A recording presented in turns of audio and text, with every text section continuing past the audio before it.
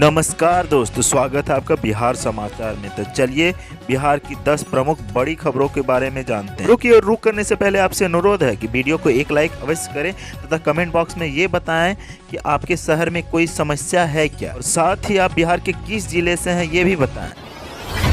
लालू यादव के लिए रिम्स में स्पेशल इंतजाम, उनके फ्लोर से नर्सों को हटाया गया। सजायाफ्ता होने के बावजूद मोबाइल पर बिहार के बीजेपी विधायक को प्रलोभन देने के आरोपी आरजेडी सुप्रीमो लालू प्रसाद यादव के लिए खास इंतजाम किए गए हैं। रांची के रिम्स में पेइंग वार्ड में शिफ्ट किए गए लालू प्रसाद यादव की पहले सुरक्षा बढ़ाई गई और अब उनके फ्लोर से नर्सों को हटाया जा रहा है, उन्हें कहीं और शिफ्ट किया जा रहा है। सजायाफ्ता लालू प्रसाद यादव रिम्स के केली बंगले में पेइंग वार्ड नंबर 11 में शिफ्ट होने के बावजूद ज़्यादातर समय आजकल अकेले ही बिता रहे हैं। लालू अपने कमरे में ही रह रहे हैं। आपको बता दें कि केली बंगले में लालू को रिम्स के जिस फ्लोर पर रखा गया है उसी फ्लोर पर वहां की नर्सों को भी रहने की व्यवस्था की गई थी। हालांकि लालू के शिफ्ट किए जाने के बाद नर्सों के लिए अलग व्यवस्था की जा रही है। जो जानकारी निकल कर आ रही है उसके मुताबिक रिम्स प्रबंधक ने कॉटेज में रह रही नर्सों को पेइंग वार्ड के चौथे तल्ले से शिफ्ट किया जा रहा है। आरजेडी नेताओं की माने तो पेइंग वार्ड में शिफ्ट होने के बावजूद लालू प्रसाद को धूप नहीं मिल पा रही थी, जिसके कारण उनकी तबीयत थोड़ी खराब हो गई है, जिसके बाद डॉक्टरों ने उन्हें धूप में बैठने और टहलने की सलाह दी है। डॉक्टरों ने कहा कि धूप सेकने के बाद उनकी तबीयत में सुधार आएगी। जानकारी मिली है कि जब नर्सों को शिफ्ट कर दिया जाएगा फिर पूरे फ्लोर को सैनिटाइज किया जाएगा। उसके बाद लालू यादव को बरामदे में घूमने और टहलने की इजाज़त दी जाएगी।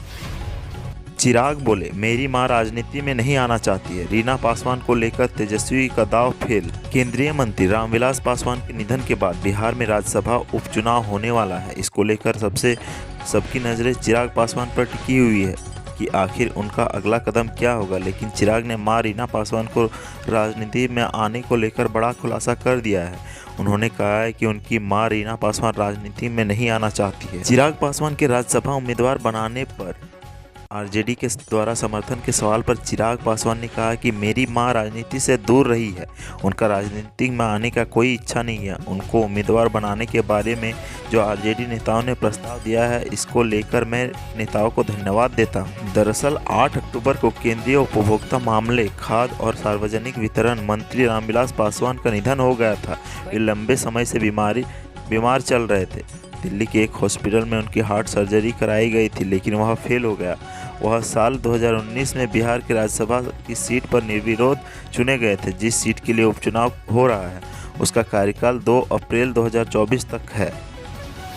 सुशील मोदी का निर्विरोध राज्यसभा जाना लगभग तय। महागठबंधन में किसी दूसरे दलित चेहरे पर नहीं बन सकी सहमति। केंद्रीय मंत्री रामविलास पासवान के निधन से रिक्त हुई राज्यसभा सीट पर एनडीए प्रत्याशी सुशील कुमार मोदी की ताजपोशी तय मानी जा रही है। उनका निर्विरोध जाने का रास्ता लगभग साफ हो गया है।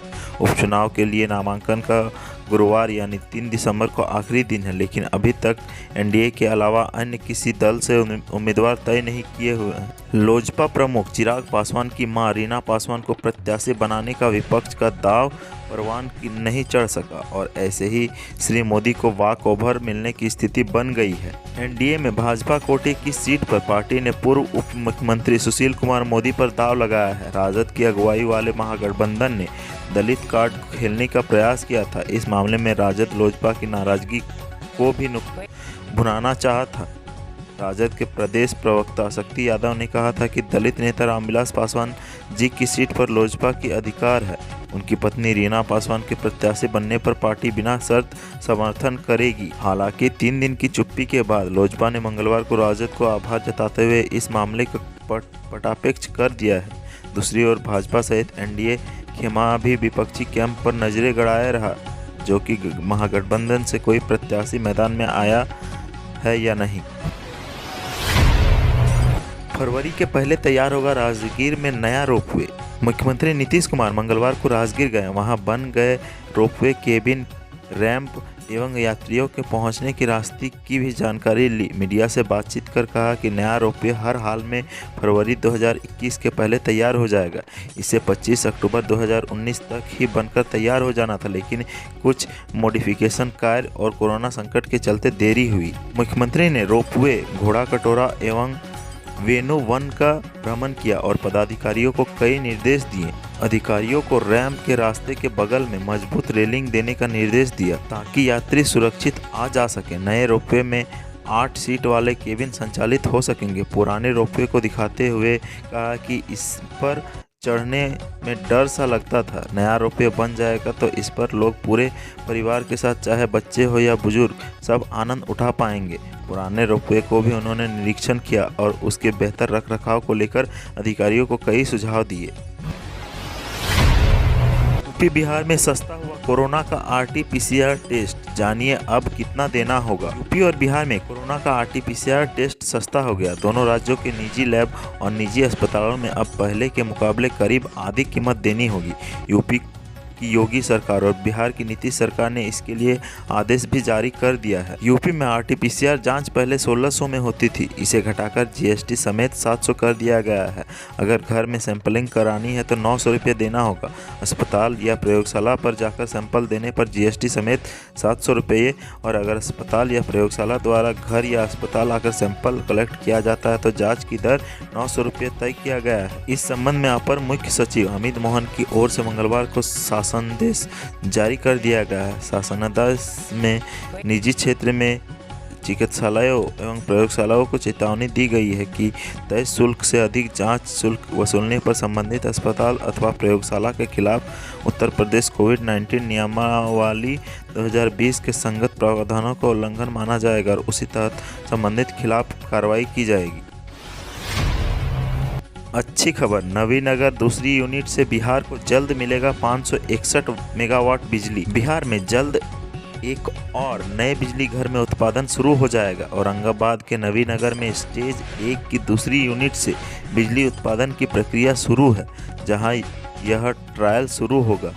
660 मेगावाट की इस यूनिट को पहले लगातार 72 घंटे तक चलाया जाएगा। इसके बाद इस यूनिट से व्यावसायिक उत्पादन शुरू होगा। इस यूनिट से बिहार को 85% बिजली मिलेगी। उल्लेखनीय है कि नवीनगर में स्टेज 1 की पहली यूनिट से बिजली उत्पादन 6 सितंबर 2019 से ही जारी है। NTPC के अधिकारियों के अनुसार स्टेज 1 की दूसरी यूनिट के व्यावसायिक उत्पादन शुरू करने से पहले अन्य शर्तों में यह एक प्रमुख शर्त है कि यूनिट अपने फुल लोड पर लगातार 72 घंटे तक चले। उत्पादन के ट्रायल में कोशिश की जाएगी कि यूनिट को 660 मेगावाट के फुल लोड पर चलाया जाए। 3 दिन के तक फुल लोड में उत्पादन होने पर ही इस यूनिट को व्यावसायिक उत्पादन के लायक माना जाएगा।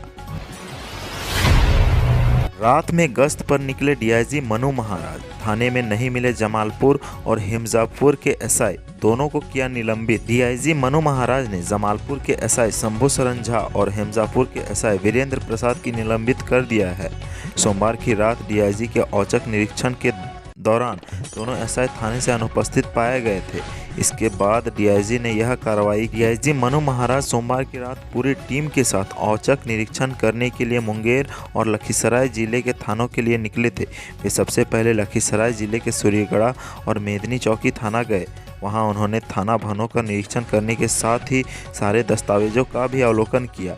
इसके बाद DIG मुंगेर जिले के हिमजापुर OP और जमालपुर थाना का निरीक्षण किया। इस दौरान ड्यूटी से अनुपस्थित रहने के आरोप में जमालपुर के SI शंभू शरण झा और हिमजापुर OP के SI वीरेंद्र प्रसाद को DIG ने निलंबित कर दिया। बिहार में लॉ एंड ऑर्डर को लेकर तेजस्वी ने कसा तंज। चुनावी सभा में इसी जंगलराज की कल्पना करते थे PM। नेता प्रतिपक्ष तेजस्वी प्रसाद यादव कानून व्यवस्था को लेकर लगातार सरकार पर हमलावर हैं।